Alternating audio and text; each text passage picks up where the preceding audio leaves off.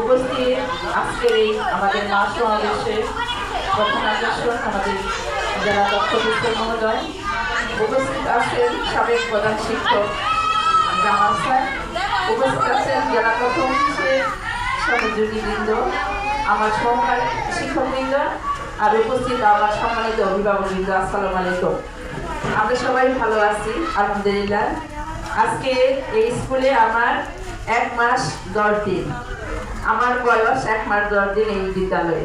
এর আগে ছিলেন আমাদের আপনাদের সবারই সুপরিচিত এবং এই স্কুলের প্রতিষ্ঠাতা শিক্ষক জামাল স্যার।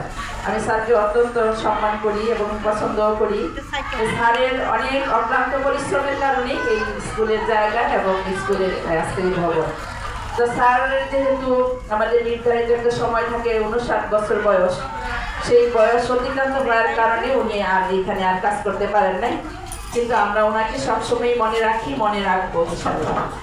আজকে আমাদের যে মা সমাবেশ, এই মা সমাবেশের প্রধান আকর্ষণ আমাদের জেলা তথ্য অফিসার মহোদয়। আমি সবার আগে বলবো যে এই রকম একটা আয়োজন খুবই দরকার ছিল। আমিও মনে মনে চিন্তা করছিলাম, আর স্যারের একটা ফোন পেয়ে আমি আরো বেশি উজ্জীবিত হলাম।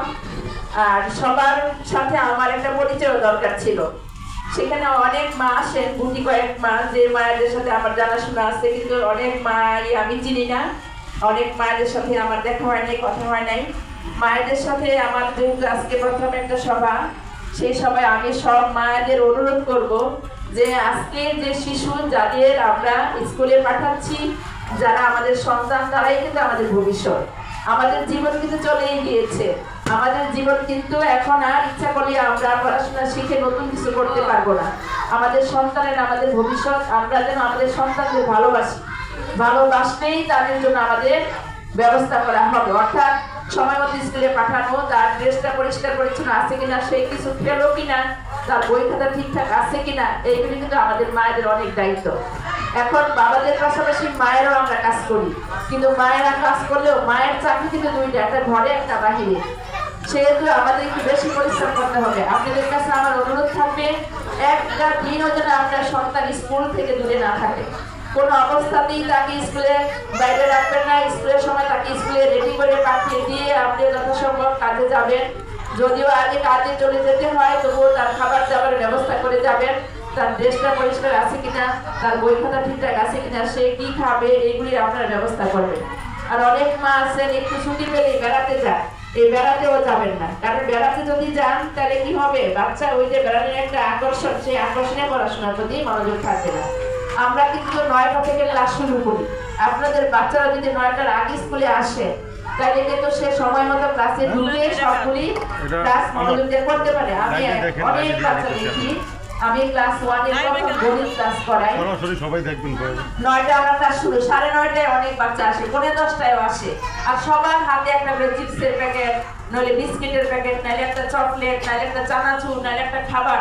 এটা আমি খুবই বিব্রত হই, কারণ আমি আমার চাকরির বয়স 32 বছর, এখানে আসছি আমি 1 মাস 10 দিন বললাম, কিন্তু আমি যে স্কুলে শিক্ষকতা করছি অতীতে কোথাও আমি দেখি নাই বাচ্চাদের হাতের খাবারের প্যাকেট। এটা কেন বলেন তো? এই বাচ্চাদের যতই আমি নিষেধ করি তোমরা খাবার বাসা থেকে ফিরে আসবে, আমার কথা ওরা শুনেই না। ও আমি যে কি বলতে চাচ্ছি এরা বুঝেই না। তাহলে আপনাদের নিশ্চয়ই এখানে অবহেলা আছে, আপনার নাস্তা ওদের না করিয়ে দিয়ে ওদের হাতে 10 টাকা ধরিয়ে দিয়ে হয়তো চলে যান, যার জন্য রাস্তায় যা পায় তাই কিনে খেতে খেতে স্কুলে আসি, স্কুলে এসে ক্লাসে বসে খায়। দয়া করে আপনারা এই জিনিসটা একটু খেয়াল রাখবেন, কোনো বাচ্চা যেন ক্লাসে বসে না খায়। ক্লাসের টিফিন টাইম যখন সকাল না হয় খেতে পারে, আর ক্লাস 1 এর কোনো টিফিন টাইম নাই। ওরা 9টার আগে খেয়ে আসবে, 12টায় ওদের ছুটি হয়ে যাবে। এই 2-2.5 ঘন্টা কি ওরা থাকতে পারবে না? নিশ্চয়ই আপনাদের বাচ্চাদের খাওয়া ঠিক মতো হয় না। দয়া করে আপনারা এই জিনিসটা খেয়াল রাখবেন, কোনো বাচ্চা যেন বাসা থেকে না খেয়ে আসে না। অনেক বাচ্চা রাত্রেও খায় না, শুনি সে রাত্রেও খায়নি, এরকম যেন না হয়। দয়া করে এটা করবেন না। তাহলে কিন্তু এই যার পেটে খিদা থাকে, দেখবেন আমরাও যে বড়, আমরা যখন ক্ষুধার্ত থাকি কিছুই ভালো লাগে না। তাহলে আমি যতই তাকে বুঝাই, যতই তাকে পড়ানোর চেষ্টা করি, এটা ব্যর্থ। এই জন্য আমি দয়া করে সবার প্রতি আমার অনুরোধ থাকবে, আপনারা দয়া করে আপনার সন্তানকে খাইয়ে, নাস্তা খাইয়ে রেডি করে তারপরে যাবেন যেখানেই যান। যাই হোক, আজকে অনেকে অনেক কথা বলবেন, আমার অনুরোধ থাকবে স্কুল বন্ধ করাবেন না, বাচ্চারা ঠিক মতো খবর নেবেন। আর যখন আমি মিটিংয়ে ডাকবো প্রতি মাসে একটা হয়, এর আগেও আমি একটা করেছি, যারা আসছেন তারা জানেন, এরকম প্রতি মাসে একটা হবে। আপনারা দয়া করে ওই মাসে হবে সে আসবে। সবসময় হয়তো আমি আপনাদের আপ্যায়ন করাতে পারবো না, কিন্তু আমি আপ্যায়নের সাথে সবচেয়ে বড় মনে করি যে আমাদের সাথে আপনাদের যে হৃদ্যতা হবে, যোগাযোগ হবে, এটা অনেক বেশি দরকার। আর যদি কোনো পরামর্শ থাকে যে ম্যাডাম এইভাবে যদি করেন তাহলে আমাদের বাচ্চাদের আরো উপকার হবে, আমি 100 বার এটা করব। আপনাদের কাছ থেকে আমি ভালো পরামর্শ চাই এবং আমার কাজের উৎসাহ চাই।